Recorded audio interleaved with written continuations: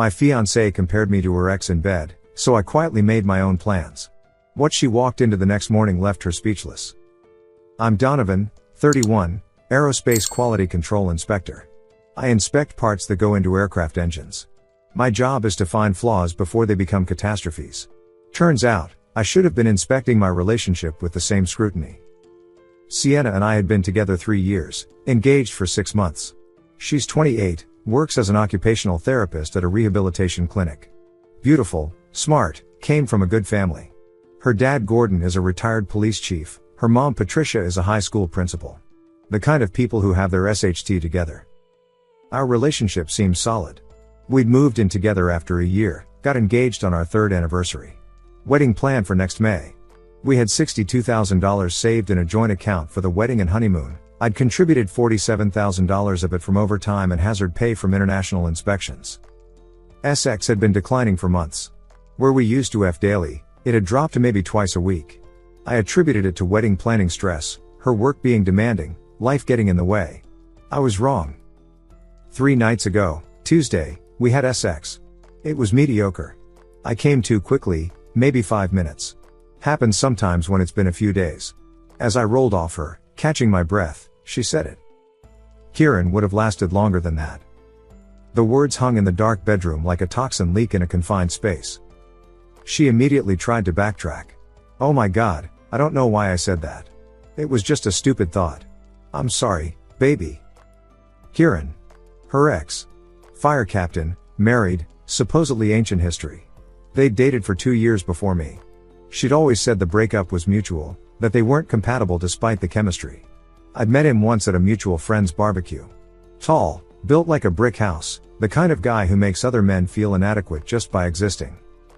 I didn't react. Didn't get angry. Didn't argue. Just said, it's fine. Everyone has thoughts sometimes.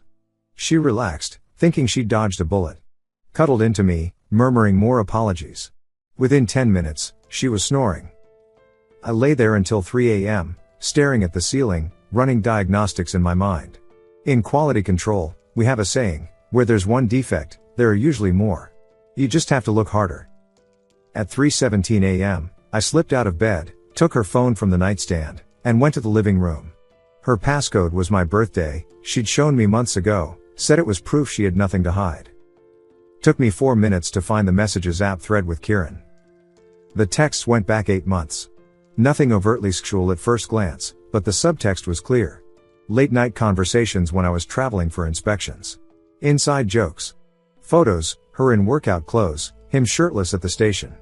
Complaints about their respective partners. Her, 2 months ago, Dawn misses so much when we're intimate. You always knew exactly what I needed.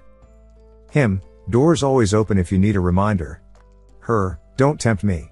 Wedding planning is stressing me out. Him, stress relief is important. Just saying. The messages got worse the deeper I scrolled. References to meeting for coffee that lined up with times she'd said she was with her sister. A photo of her in lingerie sent 3 weeks ago with wrong person, sorry. Followed immediately by but since you saw it.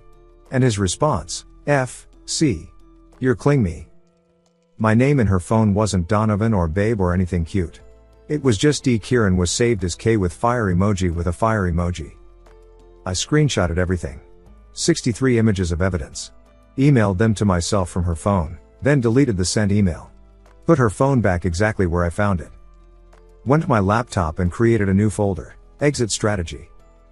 By 4 a.m., I had a plan. First, I logged into our joint wedding account. Transferred my $47,000 contribution to my personal account. Left her $15,000. Documented every deposit I'd made with bank statements. Second, I went through every wedding vendor. Photographer, cancelled, eating the $2,000 deposit. Venue, cancelled, losing $5,000. Catering, cancelled, losing $3,000. All contracts were in my name because I had better credit. I kept the documentation showing the deposits came from my contributions. Third, I changed every password she had access to.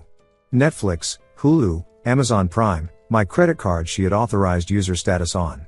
Everything. Fourth, I went through the apartment.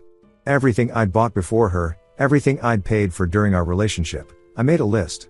The TV, the sound system, the kitchen appliances, The bedroom furniture. All mine, all documented with receipts I kept in my filing system. By 5 a.m., I was packing her things. Methodically, carefully. Folding each piece of clothing properly. Wrapping her jewelry so it wouldn't tangle. Organizing her books by author. I wasn't destroying her property, I'm not a child. I was simply separating our lives with the same precision I used to identify microscopic cracks in turbine blades. At 6 a.m., I called my brother Warren. He owns a craft brewery, keeps irregular hours. Need your truck and your help. No questions. Now? Within the hour. Done. Warren arrived at 6:45. We loaded her boxes into his truck quietly, efficiently. He saw my face and didn't ask questions. Good brother. At 7 a.m., I compiled the screenshots into a PDF. 20 pages of evidence, chronologically organized, highlighted for maximum impact. I created an email with a simple subject line: you should know who Sienna really is. Recipients: her parents, her sister Jade, her 3 best friends, her workplace HR department, since Kieran's wife was a patient at her clinic, ethical violation. Kieran's wife's Facebook, found her through his profile. I didn't add commentary. The messages spoke for themselves. Scheduled the email for 8:30 a.m. At 7:30, I made coffee and sat at the kitchen table with the papers I'd printed. Bank statements showing the money transfer. A bill for $10,000, her half of the lost wedding deposits. A formal eviction notice giving her 30 days, though I expected her gone immediately. The printed PDF of her messages with Kieran. At 8:15, Sienna woke up. Came padding into the kitchen in one of my t-shirts, hair messy, yawning. Morning, baby. Is that coffee I smell? It is. There's a cup for you on the counter. She grabbed it, took a sip, then noticed the boxes stacked by the door. What's all that? Your things. The smile faded. What? Your belongings. Everything's packed carefully. Warren's truck is outside when you're ready. Her phone started buzzing. 8:30 a.m. Right on schedule. She looked at the screen. Her face went white. Donovan, what did you do? I performed quality control on our relationship. It failed inspection. Her phone rang. Her father. She answered with shaking hands. Dad, I can explain. She pulled the phone away from her ear. I could hear Gordon screaming from across the room. She hung up. More notifications. Texts, calls, Facebook messages. The bombardment was intense. You went through my phone? You gave me the passcode. Said you had nothing to hide. Those messages weren't what they looked like. They looked like you've been emotionally F-king your ex for 8 months while planning our wedding. She started crying. Not pretty tears, the ugly kind with snot and gasping. I love you. Kieran means nothing. He means nothing, but you compared me to him during sex? It was a mistake. A stupid comment. No, a mistake is forgetting to pick up milk. What you did was reveal 8 months of deception in 5 words. Her phone rang again. She looked at it, panicked. It's HR. Better answer. Kieran's wife is a patient at your clinic. Pretty sure that's an ethics violation, F-king her husband while treating her. She stared at me like I was a stranger. Maybe I was. You're destroying my life. No, I'm returning it to you. Gift receipts are in the boxes. She tried another approach. Dropped to her knees, crawled over to me. Please, Don. We can work through this. Couples therapy. Whatever you want. What I want is for you to leave. This is my home too. I slid the eviction notice across the table. Lease is in my name only. You're a month-to-month tenant legally. But I'm betting you'll leave today. Her phone buzzed. A text from her sister Jade. How could you do this to Donovan? To our family? You're disgusting. That broke something in her. She stood up, and the tears stopped. The real Sienna emerged. You're a controlling idiot, she spat. This is why I needed Kieran. You're boring. You're predictable. You think your job is so important, but you're just a glorified inspector. Kieran is a hero. He saves lives. What do? Look at metal with a magnifying glass? I took a sip of coffee. I prevent planes from falling out of the sky.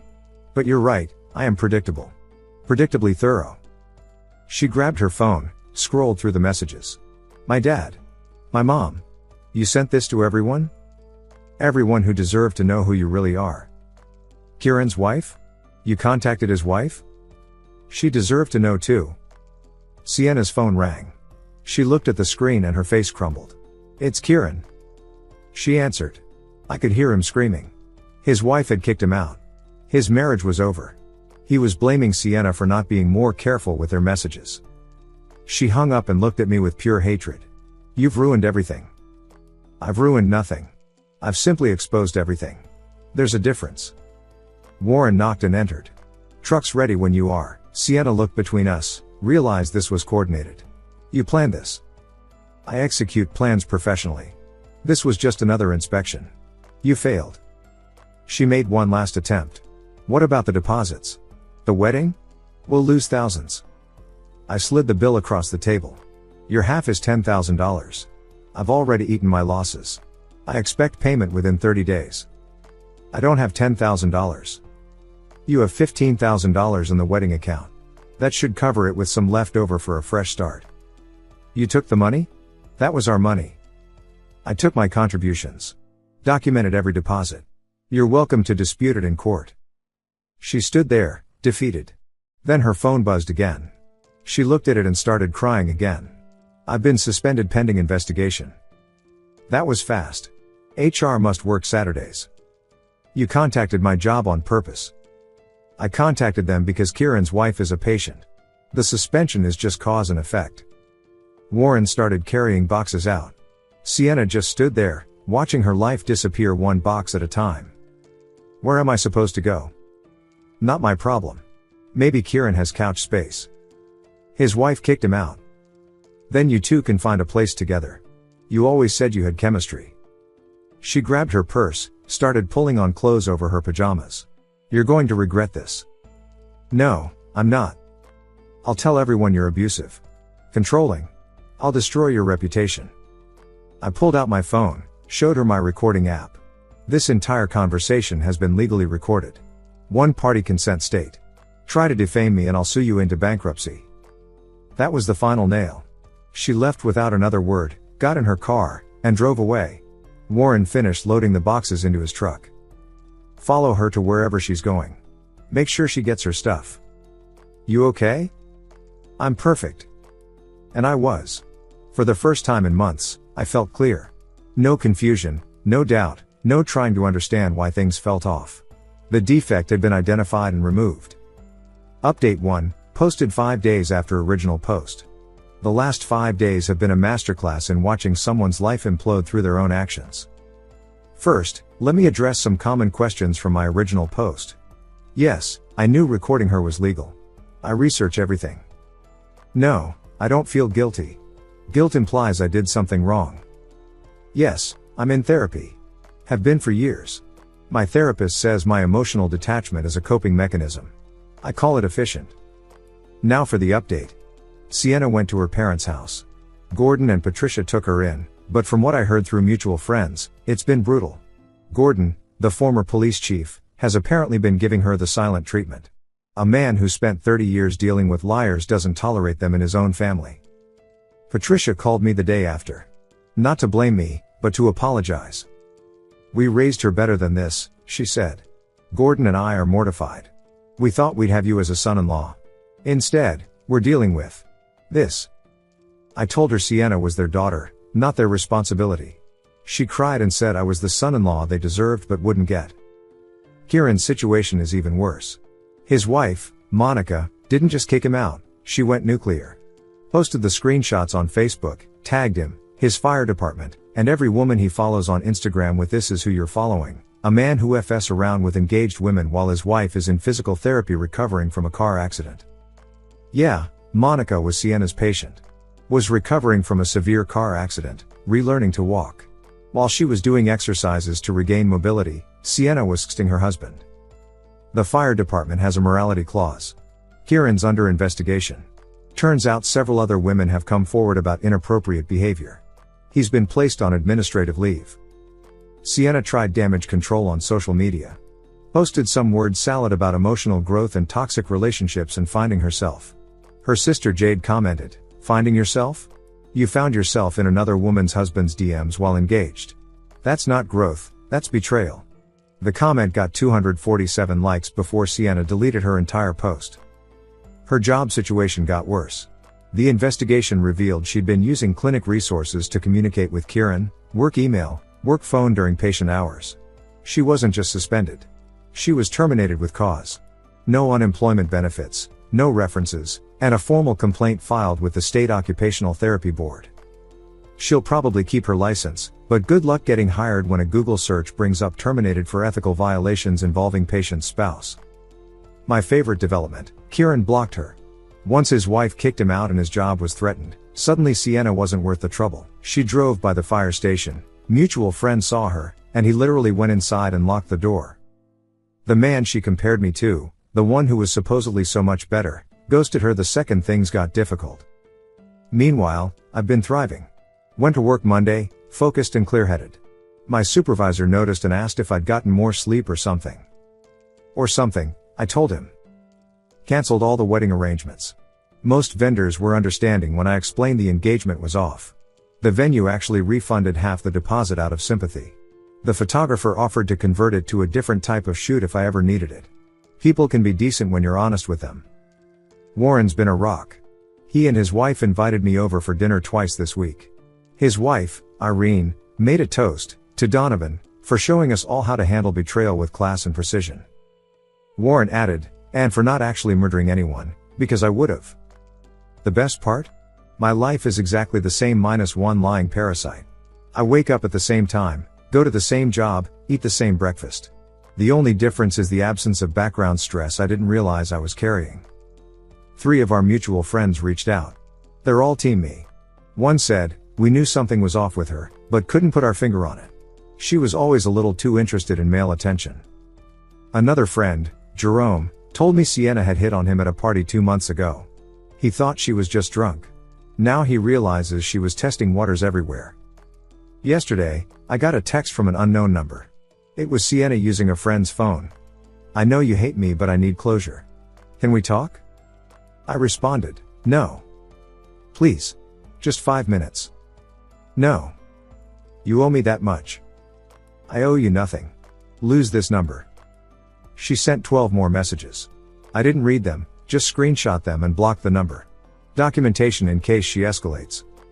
Her stuff is still in Warren's truck. She hasn't arranged to pick it up. Not my problem. Warren will dump it at her parents' house eventually. The wedding fund situation resolved itself. She tried to withdraw the remaining $15,000 but discovered I'd already filed paperwork with the bank showing the account allocations. Since I could prove my deposits and hers, the bank froze the disputed amount. She got her $15,000, I got my $47,000. Clean split. She texted from another number asking about her stuff and the bills from the apartment. I forwarded everything to my lawyer. Yes, I hired one immediately. He sent her a formal letter stating all communication must go through him. The best revenge isn't living well. It's living exactly as you did before, unbothered, while they spiral into chaos of their own making. I sleep 8 hours a night. I eat 3 meals a day. I go to work and inspect aircraft parts for microscopic flaws that could kill hundreds of people if missed. She can't sleep, according to her Instagram stories at 3 a.m. She can't work, no job. She can't even get her supposed soulmate to text her back, he blocked her. Who's predictable now? Update 2, posted 3 weeks after Update 1. This will likely be my final update unless something dramatic happens. The last 3 weeks have been educational. Sienna escalated exactly as predicted. When a narcissist loses control, they follow a pattern. She hit every mark. First came the love bombing through third parties. Her friend Brittany reached out, saying Sienna was devastated and made a terrible mistake and would do anything to fix this. I sent Brittany one screenshot, Sienna saying Dawn misses so much when we're intimate to Kieran. Brittany blocked Sienna within an hour. Then came the SCD threats. Sienna told mutual friends she was thinking about ending it all. One panicked friend called me. She's your problem now? I asked. But she might hurt herself. Then call 911. I'm not a crisis counselor. Harsh? Maybe. But I know manipulation when I see it. Sure enough, when the threats didn't work, she miraculously recovered. Next was the anger phase. She created fake social media profiles to harass me. Amateur hour, all from the same IP address, Same writing style, same typos. I documented everything and sent it to my lawyer. She tried to claim I was abusive during our relationship. Posted a long Instagram story about surviving narcissistic abuse and finding her truth. Problem was, she'd posted hundreds of photos of us over 3 years, all showing a happy couple. Hard to claim abuse when you've documented your own happiness that thoroughly. Her sister Jade called her out publicly. Strange how you never mentioned abuse until after you got caught cheating. I was there. Donovan was nothing but good to you. The state board contacted me as part of their investigation into her ethics violations. I provided the screenshots, the timeline, and Monica's contact information. The investigator thanked me for my thoroughness. Sienna's license is now under formal review. But here's where it gets interesting. 2 weeks ago, I get a call from an unknown number. I don't usually answer, but something told me to pick up. It was Monica, Kieran's wife. I want to thank you, she said. Not just for exposing them, but for how you did it. Clean, surgical, no collateral damage except to the guilty. We talked for an hour. She's divorcing Kieran, taking him for everything. Turns out he'd hidden assets she didn't know about until the forensic accountant started digging. She's getting the house, his pension, and alimony. The irony, she said, is that I'm getting more in the divorce than I ever had in the marriage. Then she dropped a bomb. There were others. Other women at Sienna's clinic. Kieran had a thing for vulnerable women, and Sienna knew. She enabled it. My stomach turned. The woman I was going to marry not only cheated with a married man but helped him prey on injured women. Monica continued, I'm pressing charges. Sexual harassment at minimum. Sienna will likely be called as a witness. This explains why Sienna's former clinic has been so aggressive with their investigation. They're looking at potential lawsuits from multiple patients. Last week, I ran into Gordon at the hardware store. Sienna's father looked like he'd aged 5 years in a month.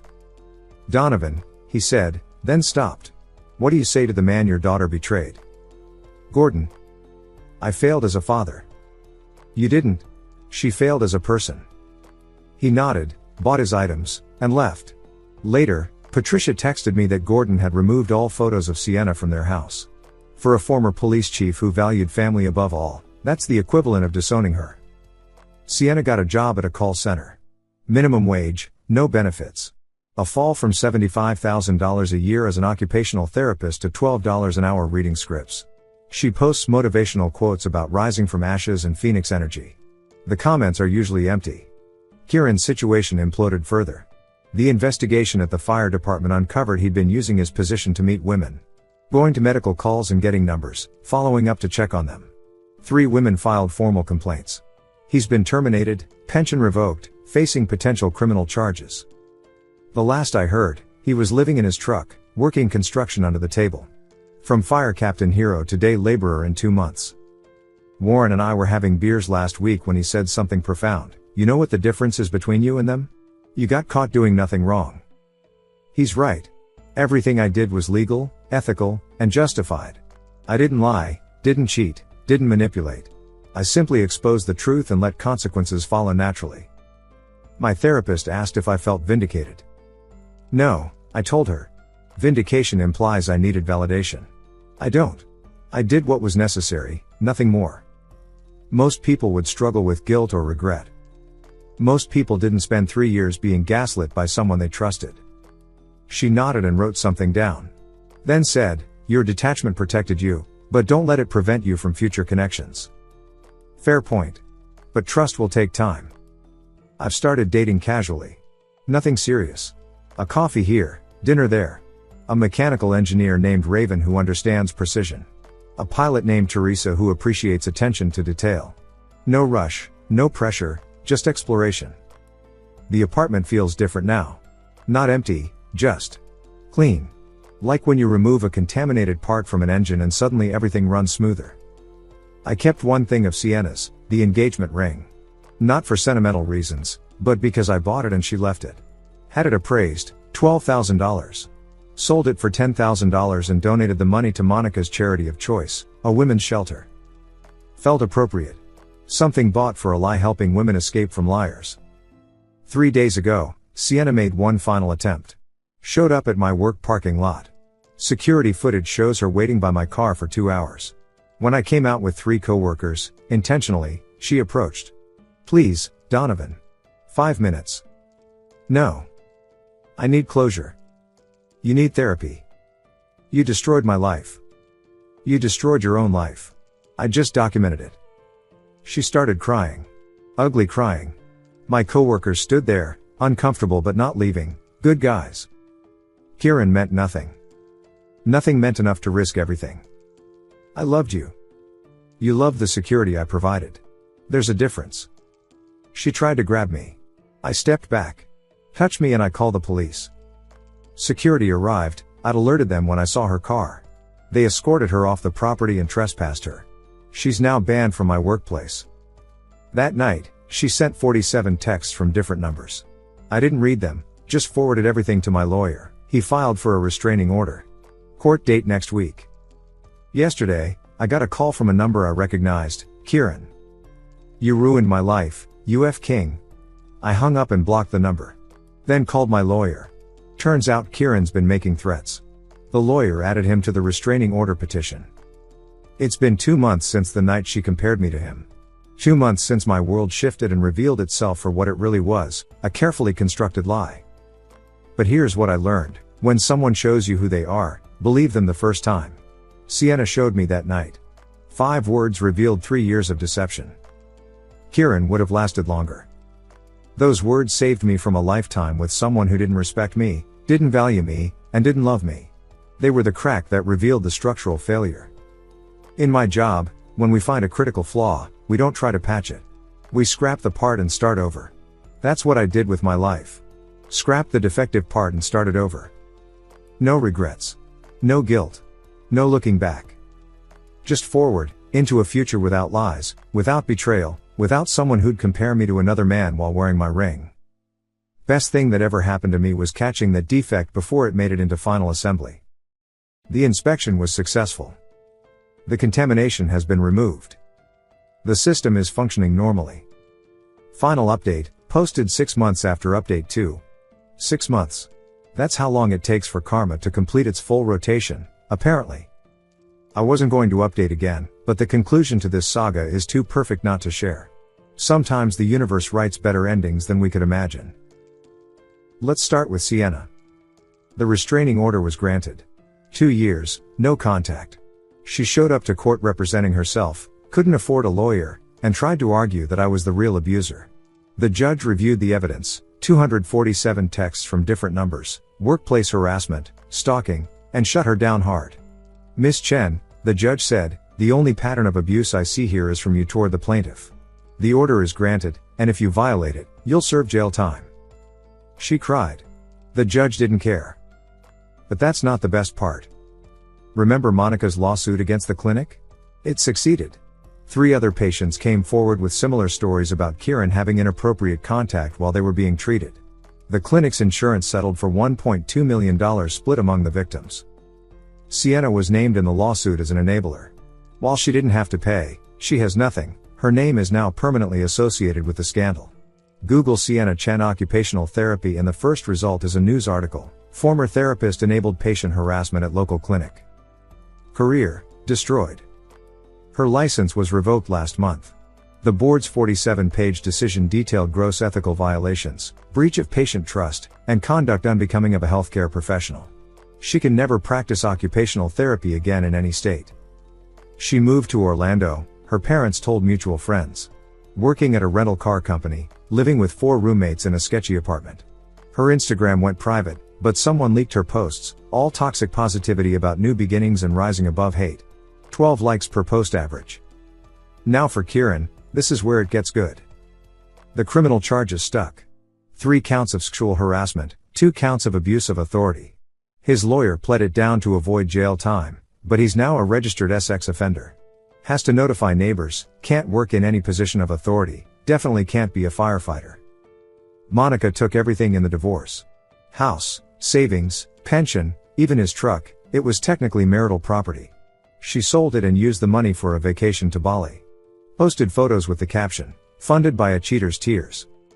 Last I heard, Kieran was living with his mother in Alabama, working at a car wash. 30 years old, washing cars for tips, living in his childhood bedroom. From hero fire captain to registered sex offender in 6 months. But here's the cosmic justice part. Sienna and Kieran tried to get back together. After everything, after all the destruction, they thought they could make it work. She drove to Alabama, they moved in together, into his mom's house, and tried to build their great love story on the ashes of the lives they'd destroyed. It lasted 3 weeks. Kieran's mother kicked Sienna out after catching her sexting another guy, some CrossFit coach she met on Instagram. Kieran dumped her via text. She had to take a Greyhound bus back to Florida because she couldn't afford a flight. The woman who compared me to her ex got dumped by that ex for doing exactly what she'd done to me. Meanwhile, my life has transformed in ways I didn't expect. The aerospace company promoted me to senior quality inspector with a 30% raise. My attention to detail during the personal crisis, as HR called it, impressed the higher-ups. If you can maintain that precision under personal stress, my director said, imagine what you'll do with our critical systems. I bought a house. Nothing fancy, but mine. 3 bedrooms, 2-car garage, workshop in the back for woodworking, new hobby. Used the money I'd saved for the wedding as a down payment. Warren and Irene helped me move. While setting up the kitchen, Irene said, "This place has good energy. No ghosts." She was right. No memories, no shadows, just space that's entirely mine. I'm dating Teresa seriously now, the pilot from my earlier update. She flies international routes, gone half the month, which suits us both. We value independence, communicate directly, and never play games. She knows the whole story and respects how I handled it. Most men would have gone scorched earth emotional, she said. You went scorched earth logical. That's attractive. We're taking it slow. No moving in together, no joint accounts, no rushing toward marriage. Just 2 people enjoying each other without losing themselves. Her job means she understands the importance of checklists, procedures, and identifying problems before they become catastrophes. She jokes that our relationship runs like a pre-flight inspection, systematic, thorough, no assumptions. Gordon reached out last month. Sienna's father wanted to apologize again, properly. We met for coffee. I spent 30 years as a cop, he said.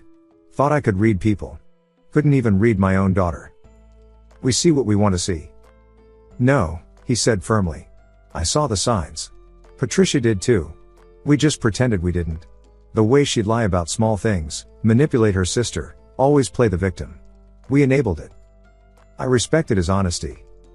She called us from Alabama, he continued. Wanted money to get home after Kieran dumped her. We said no. Haven't heard from her since. They've essentially disowned her without saying it explicitly. Patricia sent me a Christmas card with a note, our daughter lost the best thing that ever happened to her. We didn't. Heavy, but appreciated.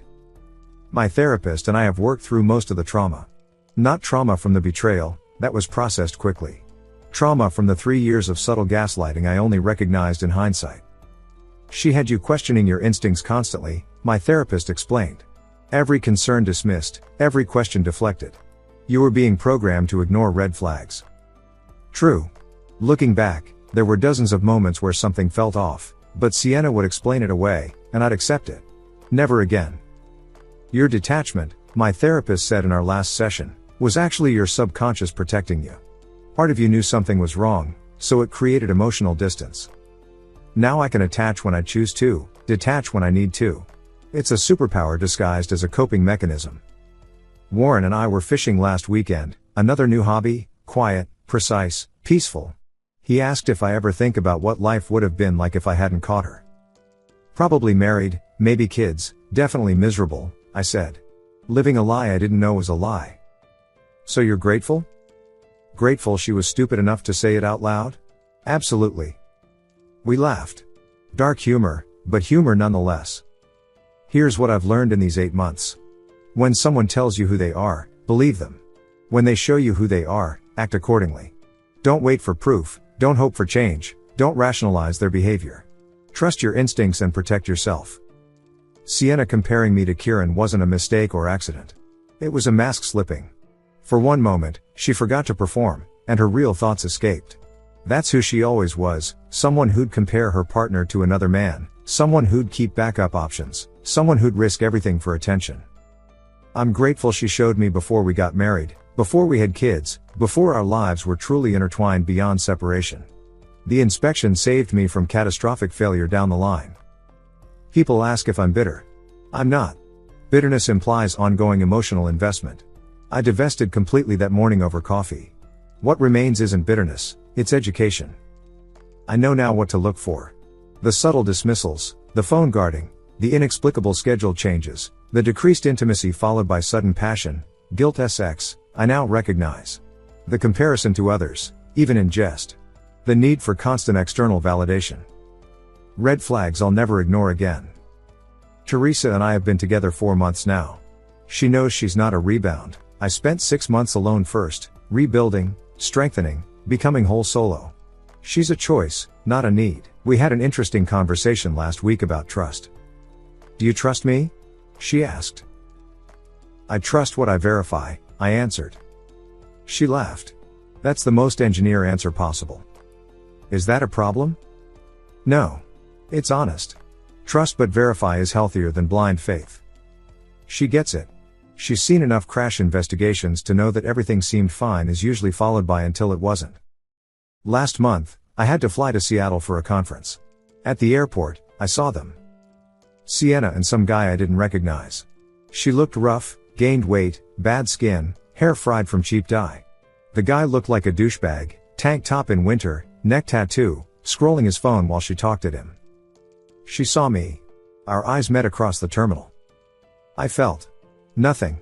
Not satisfaction, not anger, not sadness. Nothing. Like seeing a stranger who looked vaguely familiar.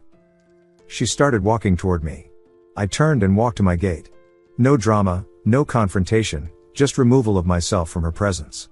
The restraining order was still active, she couldn't approach without violating it. Security intercepted her based on the flag in their system. Restraining orders show up when they scan IDs. I boarded my flight without looking back. Teresa asked about it later, I'd mention it casually. How did it feel seeing her? Like seeing a car accident on the other side of the highway. You know it exists, maybe slow down a bit, but it doesn't affect your journey. That's cold. That's survived. The house is coming together nicely. Warren helped me build a deck last month. His wife Irene planted flowers in the front. My parents visited, mom's retired now, dad's cutting back. They love Teresa, love the house, love seeing me stable. You seem happy, mom said. I seem content, I corrected. Happy implies peaks and valleys. Content is sustainable. Dad understood. He'd been a Marine before becoming an engineer. Steady state, he said. Optimal operating condition. Exactly. Work sent me to inspect a supplier's facility in Germany last month. While there, I got a LinkedIn notification. Sienna had viewed my profile. Blocked her immediately.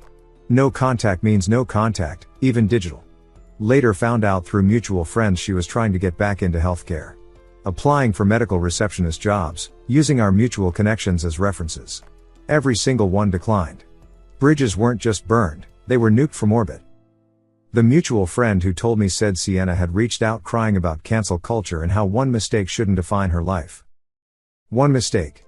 8 months of emotional affair, sexting while engaged, comparing me to him during SX, reduced to one mistake. That's who she is. Someone who minimizes devastation to avoid accountability.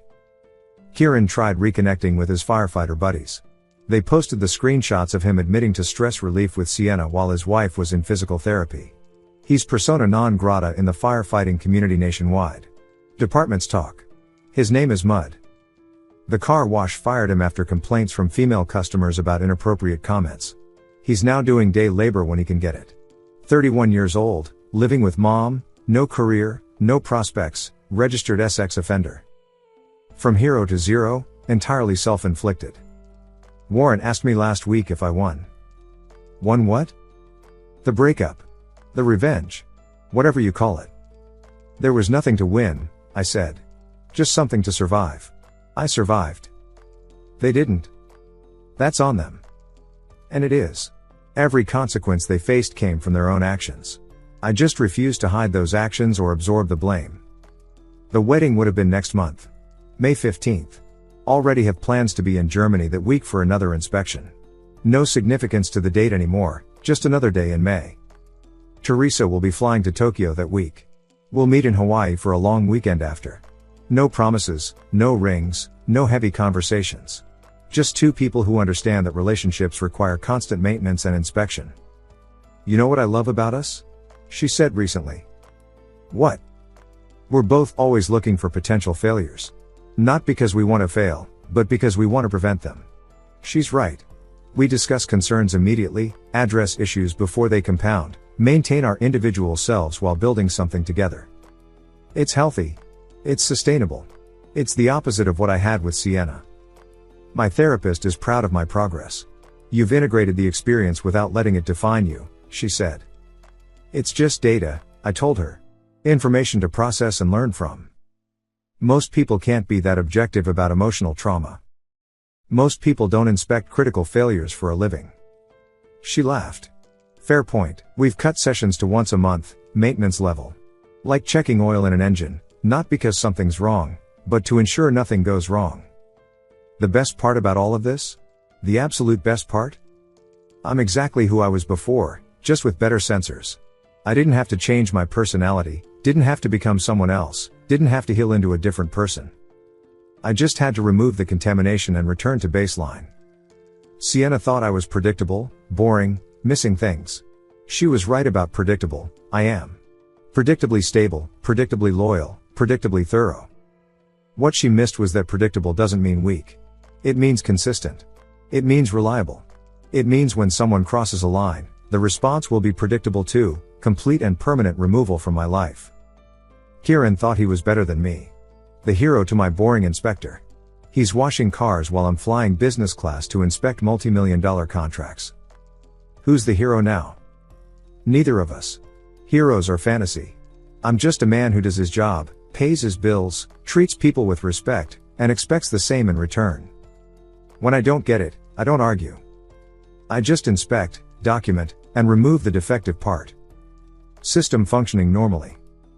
Quality control complete. Epilogue. 1 year later. I married Teresa yesterday. Small ceremony. 20 people. Warren was my best man. Her sister was her maid of honor.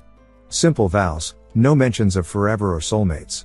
Just promises to respect, support, and remain honest with each other. The reception was at Warren's brewery. Good beer, good food, good people. No drama, no +1s bringing ex-boyfriends, no comparing anyone to anyone else.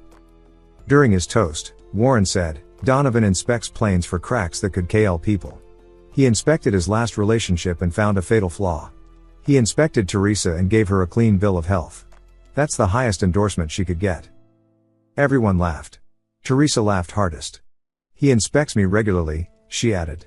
I inspect him too. We call it quality assurance. My parents were there, happy and healthy. They've never mentioned Sienna again. She's been erased from family history. Gordon and Patricia sent a card. Wishing you the happiness you deserve with someone who deserves you. Classy. They've moved to Maine, fresh start for their retirement. Jade, Sienna's sister, actually attended. We'd stayed in touch, she'd been appalled by her sister's behavior. She brought her husband, sat at the back, was respectful and kind. You saved me from having Kieran as a brother-in-law, she said. That alone deserves my eternal gratitude. The wedding cost $5,000 total. The money we didn't waste on elaborate ceremonies went toward a house upgrade, solar panels and a workshop expansion. Practical investments over performance theater. Last I heard, not that I ask, but people volunteer information. Sienna is still in Orlando, still working retail, still posting motivational quotes to an audience that doesn't care. She's on boyfriend number 4 since Kieran. Each one worse than the last, according to Jade. Kieran is still in Alabama, still unemployed, can't pass background checks, still living with his mother. He tried to start a fitness coaching business on Instagram. 17 followers, most of them bots. Monica remarried, to a doctor she met during her recovery. They look genuinely happy in photos. She sent me a message through LinkedIn. Thank you for giving me the evidence I needed to escape. I didn't respond, but I appreciated it. The clinic Sienna worked at closed. Too many lawsuits, too much bad publicity. The building is becoming an urgent care center. Somehow fitting.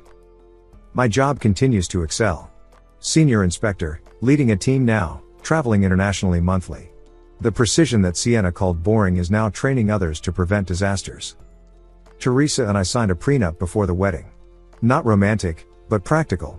We both have assets, both have careers, both understand that statistics exist. She actually suggested it first.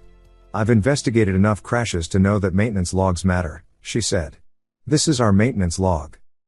The prenup is fair, clear, and protects both of us. No surprises, no ambiguity, no room for interpretation. We don't have a joint account. We split expenses proportionally to income. We maintain separate friend groups while sharing some mutual ones. We have our own hobbies and our shared ones. It's structured, maybe even boring to some people. It's also honest, stable, and built on mutual respect rather than fairy tales. Sienna wanted excitement, passion, drama. She got it, lost her career, her family, her reputation, and both men she loved in less than a year. I wanted partnership, loyalty, respect.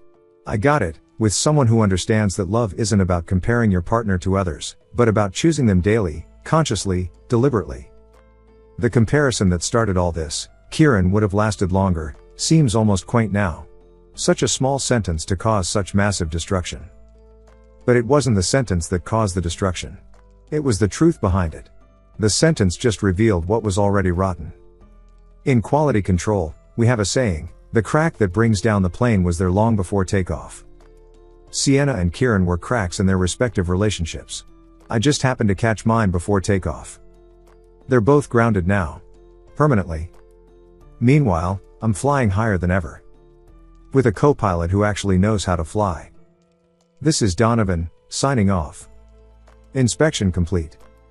No defects detected. Cleared for takeoff. Thank you so much for watching until the end. If you really like our videos, please don't forget to like, share, and subscribe. Have a great day.